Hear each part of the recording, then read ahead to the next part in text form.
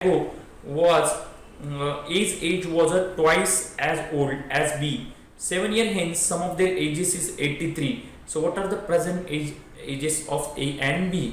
आता इथे काय होतंय बघा लक्षात इकडे A and B राइट. आता ते काय म्हणताय की 3 years ago A's age was twice as old as B.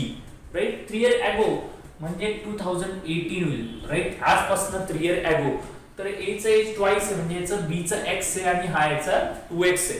कारण ऑलरेडी आपण जी सिच्युएशन बघितली होती ना, सिच्युएशन नंबर 1 त्याच्यातली ही सब सिच्युएशन 2 आहे बघा.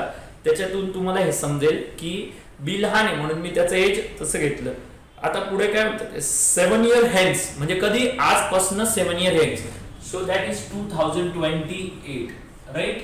2028 ला काय होतंय हे जे आहे ना तर ते काय म्हणतात 2x प्लस हे मला लक्षात आहे 10 राइट आणि x प्लस 10.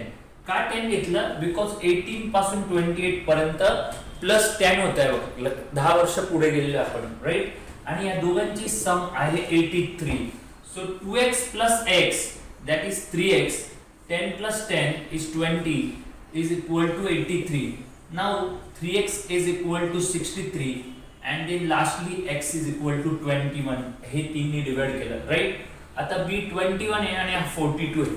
बट हे जे एजेस मिळालेले आहे ना आपल्याला हे एजेस हे आपले 2018 चे राइट. सो प्रेझेंट एज जर आपल्याला काढायचं असेल त्याच्यामध्ये 3 years ऍड करावे लागतील. सो बीज प्रेझेंट एज इज 24 आणि याचं present age is 45. Why because this is the age of 2021 right. 2000 काय आलं 21 हे लक्षात घेणं गरजेचं आहे right. So this is how तुम्ही एखाद्या प्रॉब्लेमला आपण जे काही पॅरामीटर्स लावले त्या पॅरामीटर्स नुसार करू शकतो. म्हणजे आपण